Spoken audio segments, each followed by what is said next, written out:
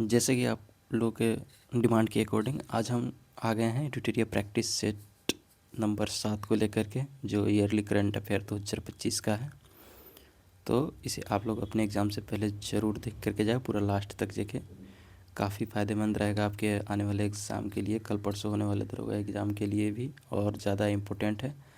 आज set number 7 की चर्चा करेंगे, तो वीडियो को लास्ट तक ज़रूर देखिएगा और लाइक कमेंट करना नहीं भूलिएगा। अपने दिल से जो भी हो कमेंट ज़रूर कीजिएगा, दिल से कीजिएगा।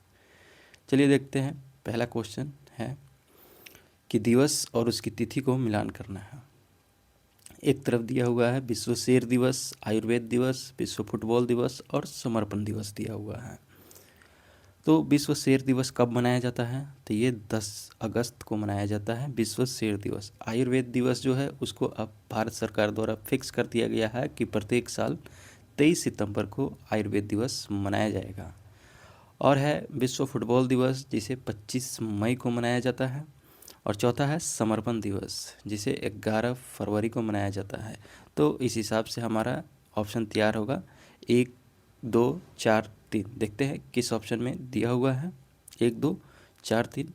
ऑप्शन नंबर डी में दिया हुआ है, इस अकॉर्डिंग हमारा डी इज राइट आंसर हो जाएगा। नेक्स्ट क्वेश्चन है कि कौन सी कंपनी मध्य प्रदेश के रायसेन जिले में देश की प्रीमियम वंदे भारत, अमृत भारत और मेट्रो रेल कोच का निर्माण करेगी? तो वो कौन सी कंपनी करेगी? वो है BEML लिमिटेड करेगी। याद रखिएगा, BEML लिमिटेड जो है मध्य प्रदेश के रायसेन जिले में देश की प्रीमियम वंदे भारत, अमृत भारत और मेट्रो रेल कोच का निर्माण करेगी। इन तीनों रेलों के कोच का निर्माण कौन करेगी? BEML limited company. कहाँ पे है? मध्य प्रदेश के रायसेन जिले में है। नेक्स्ट क्वेश्चन है कि कौन प्रधानमंत्री की सुरक्षा के लिए समर्पित भारत के प्रमुख सुरक्षा बल विशेष सुरक्षा समूह SPG में शामिल होने वाली पहली महिला अधिकारी बनी है? तो ऐसा करने वाली पहली महिला अधिकारी बनी है अदाशो कपेशा। ठीक है ना। ये अदाशो कपेशा जो है ये SPG में शामिल होने वाली, यानी विशेष सुरक्षा समूह में शामिल होने वाली पहली महिला अधिकारी बन गई है। प्रधानमंत्री के प्रोटेक्शन में ये लगेगी। नाम क्या है? अदाशो कपेशा। नेक्स्ट है कि सांख्यिकी एवं कार्यक्रम क्रियान्वयन मंत्रालय ने सकल घरेलू उत्पाद और औद्योगिक उत्पादन सूचकांक के लिए नए आधार वर्ष के रूप में क्या प्रस्तावित किया है? किस वर्ष को प्रस्तावित किया है? तो नए आधार वर्ष के रूप में 2022-23 को प्रस्तावित किया है। कौन? सांख्यिकी एवं कार्यक्रम क्रियान्वयन मंत्रालय ने GDP और औद्योगिक उत्पादन सूचकांक के लिए नया आधार वर्ष किसको सुझाव किया है? 2022 और 23 का। नेक्स्ट है कि भारतीय रेलवे ने चंदौली उत्तर प्रदेश से गढ़वा झारखंड तक एशिया की सबसे लंबी 4.5 किलोमीटर मालगाड़ी का ट्रायल रन किया, जो 5 घंटे 10 मिनट में 209 किलोमीटर की दूरी तय करेगी। इस ट्रेन का नाम क्या है? ठीक है ना। ये एशिया की सबसे लंबी मालगाड़ी है जिसकी लंबाई 4.5 किलोमीटर की है। उसका ट्रायल रन किया है, जो 5 घंटे 10 मिनट में 209 किलोमीटर की दूरी तय करेगी। इस मालगाड़ी ट्रेन का नाम क्या है वो बताना है। तो याद रखिएगा रुद्रास्त्र। नाम क्या है? Rudrastra. Option number D Rudrastra इसका हो जाएगा नाम। नेक्स्ट है कि किस कंपनी ने आंध्र प्रदेश के श्रीहरिकोटा स्थित सतीश धवन अंतरिक्ष केंद्र में विक्रम-1 लॉन्च वाहन के पहले चरण कलाम 1200 सॉलिड रॉकेट मोटर का पहला स्टैटिक टेस्ट किया है? तो ऐसा कौन किया है? ऐसा करने वाला कंपनी है Skyroot Aerospace Private Limited. Option number A is a right answer. Skyroot Aerospace Private Limited जो है वो श्रीहरिकोटा स्थित सतीश धवन अंतरिक्ष केंद्र में विक्रम-1 लॉन्च वाहन के पहले चरण में कलाम 1200 सॉलिड रॉकेट मोटर का पहला स्टैटिक टेस्ट किया है। नेक्स्ट क्वेश्चन है कि किस राज्य या केंद्र शासित प्रदेश ने सीमा पार से मादक पदार्थों की तस्करी पर अंकुश लगाने के लिए बाज-अख, नाम क्या है? बाज-अख नामक नया ड्रोन रोधी सिस्टम शुरू किया है? तो ऐसा करने वाला कौन सा राज्य हो गया है? पंजाब। याद रखिएगा नाम क्या है? बाज-अख। और ये किसने तैयार किया है, शुरू किया है? तो पंजाब सरकार ने किया है। किसके लिए? तो मादक पदार्थों की तस्करी। अगला क्वेश्चन है हमारा कि असत्य कथन का चयन करना है और कुट की सहायता से उत्तर देना है। एक तरफ पुस्तक लिखा हुआ है और उसके लेखक लिखे हुआ, देखना है इसमें कौन कौन से असत्य हैं। पहला है कि द CEO माइंडसेट, जिसके लेखक शिव कुमार हैं, तो ये बिल्कुल सही है। द CEO माइंडसेट नामक पुस्तक के लेखक कौन है? Shiv Kumar. The man who fed India, इसके लेखक प्रियंवदा जयकुमार है, तो बिल्कुल सही है। तीसरा है वाई द कॉन्स्टिट्यूशन मैटर, इसके लेखक DY चंद्रचूड़ है, जो भारत के पूर्व मुख्य न्यायाधीश हैं।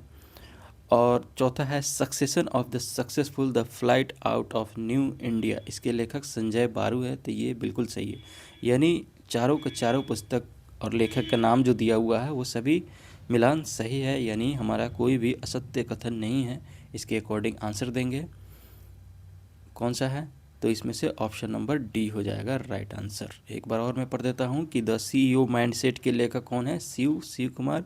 The man who fed India के लेखक कौन है? प्रियंवदा जयकुमार। और तीसरी पुस्तक है वाई द कॉन्स्टिट्यूशन मैटर, जिसके लेखक DY चंद्रचूड़ है। फिर है succession of the successful the flight out of new India, इसके लेखक संजय बारू हैं। नेक्स्ट क्वेश्चन है कि किस राज्य सरकार ने वैश्विक क्षमता केंद्रों की स्थापना में तेजी लाने के लिए एक नया ease of doing business cell, जिसका नाम कैटालिस्ट है, उसको लॉन्च किया है? किस राज्य सरकार ने ऐसा किया है? तो कर्नाटका सरकार ने किया है, जिन्होंने वैश्विक क्षमता केंद्र की स्थापना में तेजी लाने के लिए एक नया ease of doing business cell, जिसका नाम कैटालिस्ट है, उसको लॉन्च किया गया है कर्नाटका सरकार द्वारा। नेक्स्ट क्वेश्चन है कि वैश्विक बाजार में पहुंच बढ़ाने के लिए उड़ीसा के हथकरघा उद्योग का ब्रांड एम्बेसडर किसे नियुक्त किया गया है? याद रखिएगा, उड़ीसा के हथकरघा उद्योग का ब्रांड एम्बेसडर किसे नियुक्त किया गया है? तो वो माधुरी दीक्षित को किया गया है, जिससे क्या होगा कि उड़ीसा के हथकरघा उद्योग को वैश्विक बाजार में पहुँच बढ़ेगी। और इसके ब्रांड एम्बेसडर कौन बन गए हैं? तो माधुरी दीक्षित उड़ीसा के हथकरघा उद्योग के ब्रांड एम्बेसडर बन गई है। अगला क्वेश्चन है कि भारतीय प्रौद्योगिकी संस्था IIT मुंबई किस देश में अपना पहला अंतर्राष्ट्रीय केंद्र खोलने वाला है? यानी IIT बॉम्बे जो है किस देश में अपना अंतर्राष्ट्रीय केंद्र खोलेगा? तो ये जापान में खोलेगा। अपना भारत का IIT बॉम्बे जो है जापान में अपना अंतर्राष्ट्रीय केंद्र खोलेगा। नेक्स्ट क्वेश्चन है कि LTI माइंड ट्री और लार्सन एंड टर्बो ने आंध्र प्रदेश सरकार और किसके साथ मिलकर अमरावती क्वांटम वैली विकसित करने के लिए सहयोग किया है, जो आंध्र प्रदेश के अमरावती में भारत का पहला समर्पित क्वांटम प्रौद्योगिकी केंद्र है? तो ये किसके साथ मिलकर के किया है? IBM के साथ मिलकर के किया है, IBM के साथ। याद रखिएगा, IBM का फुल फॉर्म क्या होता है? International business machine. LTI mind tree और लार्सन एंड टर्बो ने आंध्र प्रदेश सरकार और IBM के साथ मिलकर अमरावती क्वांटम वैली विकसित करने के लिए सहयोग किया है, जो आंध्र प्रदेश के अमरावती में भारत का पहला समर्पित क्वांटम प्रौद्योगिकी केंद्र हो जाएगा। अगला है कि केंद्रीय रक्षा मंत्री ने जानकारी दी है कि वित्तीय वर्ष 24-25 में वार्षिक रक्षा उत्पादन बढ़कर कितने करोड़ रुपए सर्वकालिक उच्च स्तर पर पहुंच गया है? तो ये है 150-590 करोड़। यानी रक्षा मंत्री ने जानकारी दिया है कि 24-25 में वार्षिक रक्षा उत्पादन जो है वह बढ़ करके सबसे उच्चतम स्तर पर पहुंच गया है। कितना पहुंच गया है? 150, यानी 1,50,590 करोड़ हो गया है। 1,50,590 करोड़, जिसको 150-590 याद रख सकते हैं। नेक्स्ट है कि संसद ने राष्ट्रीय खेल प्रशासन विधेयक 2025 पारित किया है। इस विधेयक में खेल संबंधी विवादों के निपटारे के लिए एक राष्ट्रीय खेल न्यायाधिकरण के गठन का प्रावधान है। इस न्यायाधिकरण में एक अध्यक्ष और कितने सदस्य होंगे वो बताना है। तो इसमें एक अध्यक्ष के साथ 2 सदस्य होंगे, याद रखिएगा। किसमें? तो राष्ट्रीय खेल न्यायाधिकरण के गठन का प्रावधान किया गया है, जिसमें एक अध्यक्ष और 2 सदस्य होंगे राष्ट्रीय खेल न्यायाधिकरण में।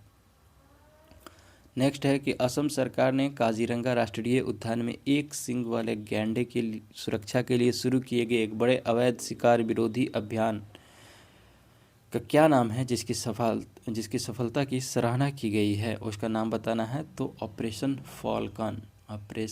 फॉल्कन शुरू किया गया है। कहाँ पे? तो असम के काजीरंगा राष्ट्रीय उद्यान में। और किस लिए किया गया है? तो एक सींग वाले गैंडे की सुरक्षा के लिए शुरू किया गया है, क्योंकि उनका अवैध शिकार हो रहा था। तो उसको रोकने के लिए ऑपरेशन फाल्कन शुरू किया गया है। कहाँ पे? असम के काजीरंगा राष्ट्रीय उद्यान में। नेक्स्ट है कि श्रीनगर में पहली बार आयोजित खेलो इंडिया वाटर स्पोर्ट फेस्टिवल के शुभंकर का अनावरण किया गया है। इस शुभंकर का नाम क्या है वो बताना है। श्रीनगर में पहली बार क्या हुआ है? खेलो इंडिया वाटर स्पोर्ट फेस्टिवल। याद रखिए, खेलो इंडिया से बहुत सारा हो रहा है अब। तो ये है खेलो इंडिया वाटर स्पोर्ट फेस्टिवल। इसके शुभंकर का अनावरण श्रीनगर में आयोजित हुआ था, तो वहाँ पे इसका शुभंकर का अनावरण किया गया। इस शुभंकर का नाम क्या है? तो ये है हिमालयन किंग फिशर। याद रखिएगा, हिमालयन किंग फिशर। श्रीनगर में आयोजित खेलो इंडिया वाटर स्पोर्ट फेस्टिवल के शुभंकर क्या है? Himalayan kingfisher. किस कंपनी ने प्रोजेक्ट आयर नामक एक अभूतपूर्व स्वायत्त एआई एजेंट की घोषणा की है, जो मानव सहायता के बिना दुर्भावनापूर्ण सॉफ्टवेयर की रिवर्स इंजीनियरिंग और पहचान कर सकता है, जो साइबर सुरक्षा बचाव के संचालन में एक महत्वपूर्ण बदलाव को दर्शाता है? तो ये ऐसा किस कंपनी ने किया है? ऐसा माइक्रोसॉफ्ट कंपनी ने तैयार किया है। माइक्रोसॉफ्ट कंपनी ने प्रोजेक्ट आयर नामक एक अभूतपूर्व स्वायत्त एआई एजेंट की घोषणा की है, जो क्या करेगा? मानव सहायता के बिना दुर्भावनापूर्ण सॉफ्टवेयर की रिवर्स इंजीनियरिंग और पहचान कर सकता है, जो साइबर सुरक्षा बचाव के संचालन में एक महत्वपूर्ण बदलाव को दर्शाएगा। नेक्स्ट है कि भारतीय रेलवे खानपान एवं पर्यटन निगम ने राज्य में आने वाले और जाने वाले पर्यटन को बढ़ावा देने के लिए किस राज्य सरकार के साथ एक समझौता किया है? तो ऐसा करने वाला कौन है? मिजोरम है। याद रखिएगा, मिजोरम। ये भारतीय रेलवे खानपान पर्यटन निगम ने मिजोरम में आने वाले और जाने वाले पर्यटनों को बढ़ावा देने के लिए मिजोरम सरकार के साथ एक समझौता किया है, ताकि उससे पर्यटन को बढ़ावा मिले। नेक्स्ट है कि प्रधानमंत्री विकसित भारत योजना, जो नए रोजगार के अवसर पैदा करने के लिए नए नियोजित युवाओं को 2 किस्तों में 15,000 तक और कितना? 15,000 तक और नियोक्ताओं को प्रति नए कर्मचारी 3,000 प्रति माह का प्रोत्साहन प्रदान करेगी। यह योजना किसके द्वारा संचालित है? तो यह योजना जो है कर्मचारी भविष्य निधि संगठन द्वारा संचालित है। याद रखिएगा कि कर्मचारी भविष्य निधि संगठन द्वारा संचालित एक योजना है, जिसका नाम प्रधानमंत्री विकसित भारत योजना, जिसमें नए रोजगार के अवसर पैदा करने के लिए नियोजित युवाओं को 2 किस्तों में 15,000 तक और नियोक्ताओं के प्रति नए कर्मचारी 3,000 प्रति माह का प्रोत्साहन राशि प्रदान करेगी। और यह योजना कौन संचालित कर रही है? कर्मचारी भविष्य निधि। योजना का नाम है प्रधानमंत्री विकसित भारत रोजगार योजना। संचालन कौन करेगा? कर्मचारी भविष्य निधि संगठन करेगा। नेक्स्ट है कि किस राज्य सरकार ने आपातकाल के दौरान जेल में बंद राजनीतिक कैदियों को जेपी सेनानी योजना के तहत दी जाने वाली पेंशन को दोगुना कर दिया है? तो ये आपातकाल के समय की बात है। उस समय जितने भी राजनीतिक कैदियों को जेल में डाला गया था, उन सभी को अब पेंशन देने के लिए जेपी जयप्रकाश नारायण के नाम पे जेपी सेनानी योजना शुरू की गई है, जिसमें पेंशन को दोगुना कर दिया गया। कौन किया है? तो ये बिहार सरकार किया है। जितना भी सैलरी में दोगुना, पेंशन में वृद्धि, दोगुना, सब बिहार सरकार किया है। कौन वित्तीय वर्ष 2025 में एक गैर बैंकिंग वित्तीय कंपनी का सबसे अधिक वेतन पाने वाला शीर्ष कार्यकारी अधिकारी बनकर उभरा है? तो कौन उभरा है? राजीव जैन। नाम क्या है? याद रखिएगा, राजीव जैन जो है वो वित्त वर्ष 25 में एक गैर बैंकिंग वित्तीय कंपनी का सबसे अधिक वेतन पाने वाला शीर्ष अधिकारी बनकर उभरा है। कमेंट करके बताइएगा आप ये किस गैर बैंकिंग वित्तीय कंपनी से जुड़े हुए हैं? राजीव जैन। नेक्स्ट है, एक तरफ है योजना, दूसरी तरफ उससे संबंधित राज्य है और बताना है कि कौन सी योजना किस राज्य में चलाई जा रही है। देखिए, गोधाम योजना है, श्रम श्री योजना है, श्रमिक बसेरा योजना है, मुख्यमंत्री प्रतिज्ञा योजना है। तो सबसे फेमस है मुख्यमंत्री प्रतिज्ञा योजना, जो बिहार सरकार द्वारा चलाई जा रही है। फिर उसके बाद है श्रमिक बसेरा योजना, जो कि गुजरात सरकार द्वारा चल रही है। श्रम श्री योजना, ये पश्चिम बंगाल में शुरू की गई है। उसके बाद जो है गोधाम योजना, इसको छत्तीसगढ़ सरकार द्वारा शुरू की गई है। श्रम श्री योजना बंगाल में मनरेगा टाइप का एक योजना है। तो इस हिसाब से सभी मिलान मैचिंग सही है, तो हमारा option number C is the right answer हो जाएगा। अगला क्वेश्चन है कि प्रधानमंत्री नरेंद्र मोदी ने द्वारका एक्सप्रेसवे के 10.1 किलोमीटर लंबे दिल्ली खंड का उद्घाटन किया है, जिसे लगभग कितने रुपए की लागत से विकसित किया गया है। तो ये 5,360 करोड़ रुपए की लागत से विकसित किया गया है। द्वारका एक्सप्रेसवे के 10 किलोमीटर लंबे दिल्ली खंड का उद्घाटन किया गया है प्रधानमंत्री नरेंद्र मोदी द्वारा, जिसकी लागत 5,360 करोड़ रुपए है। नेक्स्ट क्वेश्चन है कि ब्रांड फाइनेंस फुटबॉल 50 2025 रिपोर्ट में किसे दुनिया के सबसे मूल्यवान फुटबॉल क्लब का खिताब दिया गया है। दुनिया का सबसे मूल्यवान फुटबॉल क्लब का खिताब दिया गया है, तो वो याद रखिएगा रियल मैड्रिड को दिया गया है। ब्रांड फाइनेंस फुटबॉल 50 2025 रिपोर्ट में रियल मैड्रिड को दुनिया के सबसे मूल्यवान फुटबॉल क्लब का खिताब दिया गया है। नेक्स्ट है कि भारतीय स्टेट बैंक के आर्थिक अनुसंधान विभाग ने एकीकृत भुगतान इंटरफेस यूपीआई लेन देन पर अपनी नवीनतम रिपोर्ट जारी की है। इसके अनुसार यूपीआई लेन देन में शीर्ष राज्य कौन सा है भारत में, ये बताना है कि यूपीआई लेन देन में शीर्ष राज्य भारत में कौन है, तो वो महाराष्ट्र है। ऑप्शन नंबर डी, महाराष्ट्र जो है भारत में यूपीआई लेन देन में शीर्ष राज्य उभर कर आया है।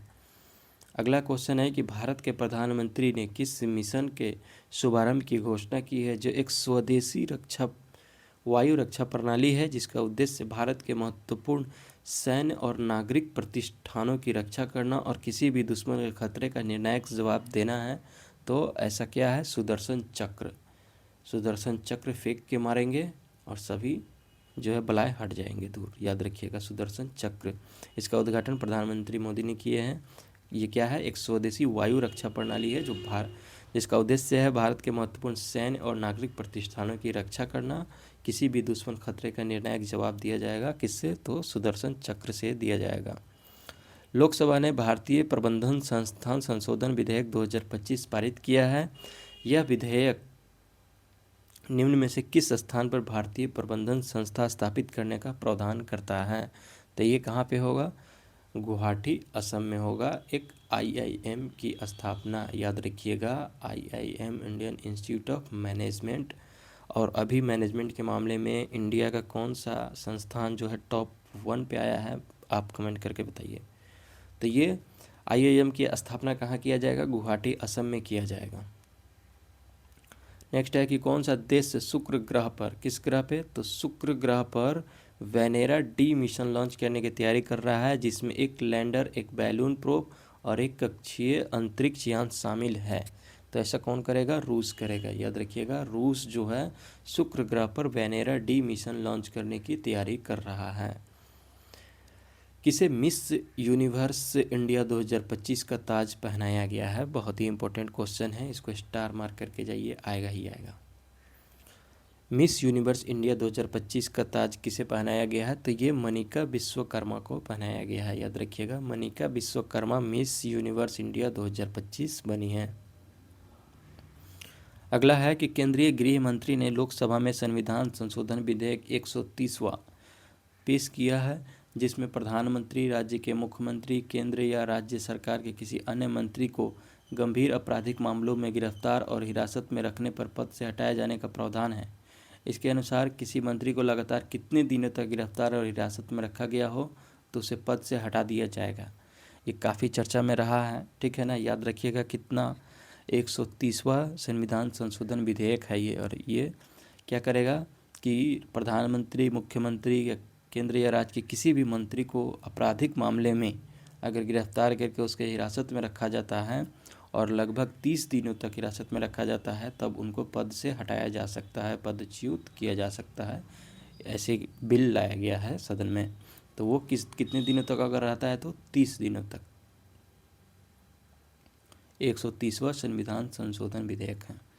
किस फिल्म ने Indian film festival to Melbourne 2025 में सर्वश्रेष्ठ फिल्म का पुरस्कार जीता है, तो वो होम बाउंड। काफ़ी इम्पोर्टेंट है, याद रखिएगा कि होम बाउंड नामक फिल्म ने Indian film festival of Melbourne IFFM 2025 में सर्वश्रेष्ठ फिल्म का पुरस्कार जीता है। नाम क्या है, होम बाउंड। ये कोविड-19 के समय दो दोस्तों की कहानी है, ठीक है ना। और अगर आपको टाइम मिले तो ज़रूर देखिएगा, काफ़ी मस्त मूवी है। अगला है कि भारत ने उड़ीसा के चांदीपुर स्थित एकीकृत परीक्षण रेंज में मध्यम दूरी की बैलिस्टिक मिसाइल अग्नि 5 का सफलतापूर्वक परीक्षण किया है। अग्नि 5 का विकास किसके द्वारा किया गया था? तो अग्नि 5 का विकास आप कमेंट करके बताइए किसके द्वारा किया गया था। काफ़ी फेमस सीरीज है ये अग्नि वाला, ठीक है ना। और इसका परीक्षण कहाँ से किया गया है? उड़ीसा के चांदीपुर से। तो यहाँ पे जो भी ऑप्शन दिया हुआ है वो गलत है, इनमें से कोई नहीं होगा, ठीक। अगले क्वेश्चन पे चलते हैं कि हाल ही में किस स्थान पर भारत की ड्रोन फॉरेंसिक प्रयोगशाला स्थापित की गई है? भारत के किस स्थान पर ड्रोन फॉरेंसिक प्रयोगशाला स्थापित की गई है? तो लखनऊ, उत्तर प्रदेश के लखनऊ में किया गया है भारत की ड्रोन फॉरेंसिक प्रयोगशाला की स्थापना। नेक्स्ट है कि संसद ने ई स्पोर्ट्स और ऑनलाइन सोशल गेम को बढ़ावा देने के लिए ऑनलाइन गेमिंग संवर्धन एवं विनियमन विधेयक 2025 पारित किया है। इस विधेयक के अनुसार ऑनलाइन मनी गेमिंग सेवाएं प्रदान करने पर 3 साल तक की कैद हो सकती है और कितने रुपए का जुर्माना हो सकता है, या फिर दोनों हो सकता है। तो 3 साल तक की कैद या फिर 1 करोड़ रुपए का जुर्माना या फिर दोनों हो सकता है। तो ये याद रखिएगा, ई स्पोर्ट्स और ऑनलाइन गेमिंग को, उसमें मनी गेमिंग जो सेवा दिया जाता है उस पर प्रतिबंध लगाने के लिए ऐसा।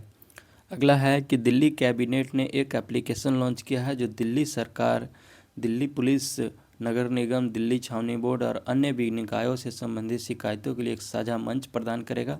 इस एप्लीकेशन का नाम क्या है? तो इस एप्लीकेशन का नाम ही है दिल्ली मित्र। ये हमारे मित्र बन करके काम करेंगे, दिल्ली मित्र। और इसमें सभी समस्याओं का समाधान करने के लिए एक साझा मंच तैयार किया जाएगा, जो चाहे दिल्ली सरकार से हो, दिल्ली पुलिस से हो, नगर निगम से संबंधित हो, दिल्ली छावनी बोर्ड से संबंधित हो, सभी को एक मंच पे लाके करेगा। कौन? दिल्ली मित्र करेगा। अगला है कि संस्था और उसके अध्यक्ष का मिलान करना है कि वो किस संस्था के कौन अध्यक्ष है। तो पहले देखिए, भारतीय भुगतान परिषद अध्यक्ष है, दूसरी तरफ भारतीय खाद्य सुरक्षा मानक प्राधिकरण के सीईओ है, तीसरा है भारतीय सौर ऊर्जा निगम लिमिटेड के एमडी है, चौथा है भारतीय मुक्केबाजी महासंघ के अध्यक्ष। तो इसमें सबसे इम्पोर्टेंट है कि भारतीय मुक्केबाजी महासंघ के अध्यक्ष कौन है, याद रखिएगा। तो ये अजय सिंह हैं। भारतीय मुक्केबाजी महासंघ के अध्यक्ष कौन है? अजय सिंह हैं। फिर उसके बाद जो है भारतीय भुगतान परिषद के अध्यक्ष कौन है? तो ये विश्वास पटेल हैं, याद रखिएगा। कौन है? विश्वास पटेल हैं, भारतीय भुगतान परिषद के अध्यक्ष। उसके बाद है भारतीय खाद्य सुरक्षा एवं मानक प्राधिकरण के सीईओ कौन है? तो ये रजित पुन्हानी हैं। भारतीय खाद्य सुरक्षा एवं मानक प्राधिकरण के सीईओ कौन है?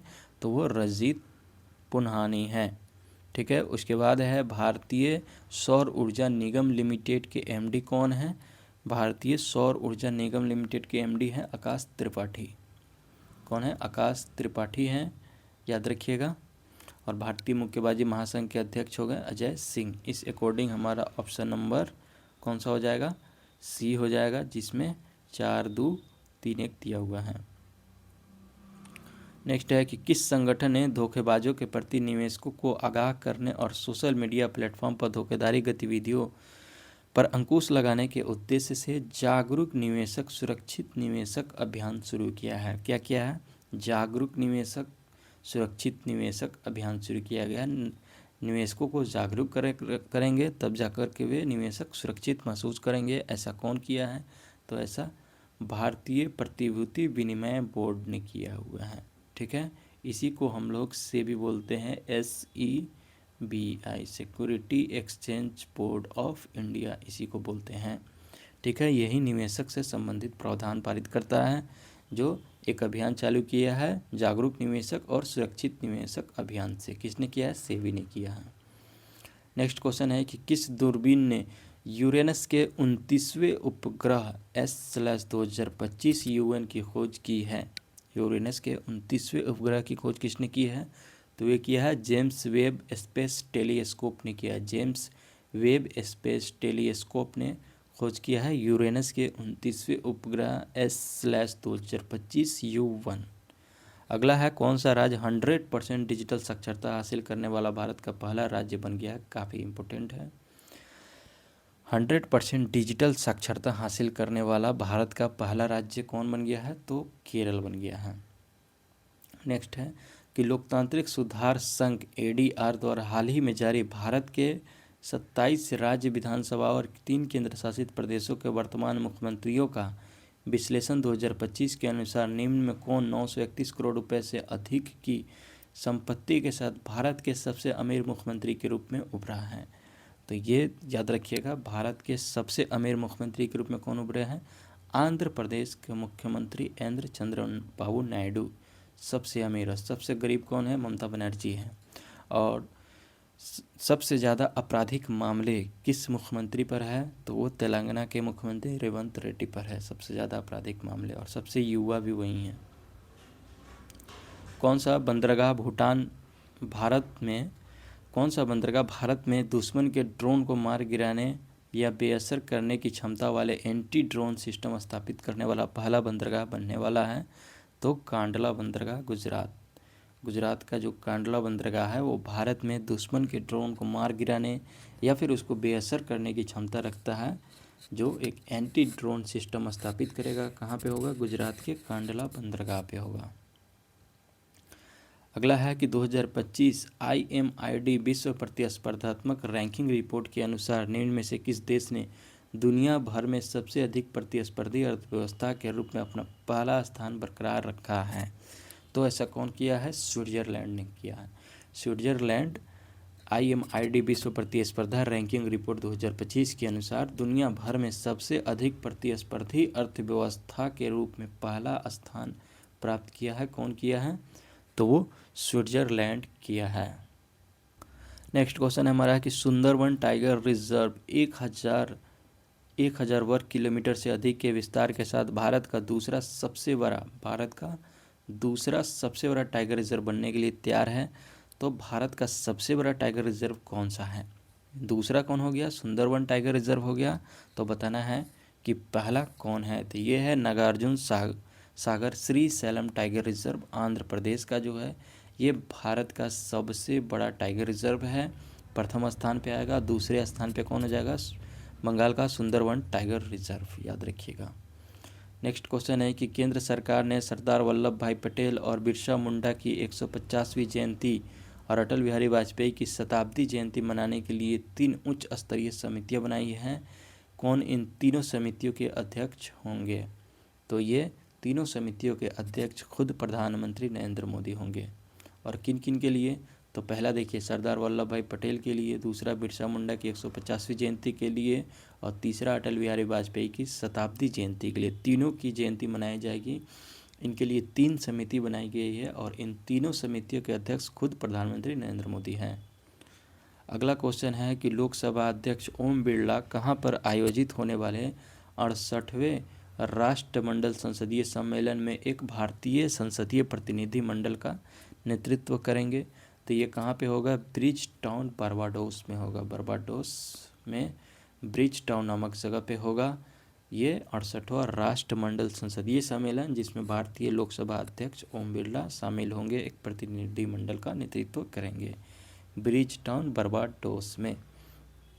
अगला है कि किसने राष्ट्रीय सुरक्षा कानून प्रवर्तन और सीमा प्रबंधन के क्षेत्र में व्यावसायिक प्रशिक्षण, शैक्षणिक सहयोग और अनुसंधान नवाचार को बढ़ावा देने के लिए सशस्त्र सीमा बल अलवर के साथ एक समझौता ज्ञापन पर हस्ताक्षर किए हैं? तो ऐसा करने वाला कौन है? राष्ट्रीय रक्षा विश्वविद्यालय गांधीनगर गुजरात ने किया है। याद रखिएगा, राष्ट्रीय रक्षा विश्वविद्यालय गांधीनगर गुजरात ने राष्ट्रीय सुरक्षा कानून प्रवर्तन और सीमा प्रबंधन क्षेत्र में व्यावसायिक प्रशिक्षण, शैक्षणिक सहयोग और अनुसंधान नवाचार को बढ़ावा देने के लिए सशस्त्र सीमा बल अलवर के साथ एक समझौता ज्ञापन पर हस्ताक्षर किया है। अगला है कि MiG-21 लड़ाकू विमान भारतीय वायुसेना में 6 दशकों की सेवा के बाद सितंबर 2025 में सेवानिवृत्त होने वाला है, यानी हो गया। यह लड़ाकू विमान किस देश द्वारा निर्मित किया गया था? याद रखिएगा, MiG-21। इसके पायलट कौन थे जो उधर जाकर गिर गए थे? याद होगा, अभिनंदन। तो ये किस देश द्वारा लिया गया था? MiG-21 रसिया से खरीदा गया था। MiG-21 वहीं बनाया था इसको। MiG-21 रसिया ने दिया था भारत को। अगला है कि कौन सा देश अगस्त 2025 में फ्रेमवर्क समझौते पर हस्ताक्षर करके आधिकारिक तौर पर अंतर्राष्ट्रीय बिग कैट अलायंस में शामिल हो गया है। ठीक है, तो अंतर्राष्ट्रीय बिग कैट अलायंस में शामिल कौन हो गया है? ऐसा करने वाला नेपाल हो गया, आधिकारिक तौर पर इसमें हस्ताक्षर करके शामिल हो गया है। याद होगा कि अंतर्राष्ट्रीय बिग कैट अलायंस जो है 7 बिल्ली समूह के जातियों का ये संगठन संरक्षण के लिए किया गया है, और भारत और फ्रांस ने मिलकर के इसको किया, अंतर्राष्ट्रीय बिग कैट अलायंस का। इसका मुख्यालय कहाँ पे है भारत में, वो कमेंट करके बताइएगा। अगला है कि हरियाणा सरकार ने कुरुक्षेत्र को देश का सबसे स्वच्छ और सुंदर शहर बनाने के लिए 11 सप्ताह का मिशन शुरू किया है। इस मिशन का नाम क्या है? हरियाणा सरकार ने कुरुक्षेत्र को देश का सबसे स्वच्छ और सुंदर शहर बनाने के लिए 11 सप्ताह का मिशन शुरू किया गया है, और उस मिशन का नाम क्या है वो बताना है। तो उस मिशन का नाम है स्वच्छ कुरुक्षेत्र मेरा अभियान। याद रखिएगा, स्वच्छ कुरुक्षेत्र और मेरा अभियान। कुरुक्षेत्र को स्वच्छ करने के लिए क्या करना होगा? पहले उसको अपना समझना होगा, फिर उसके लिए अपना अभियान चलाना होगा।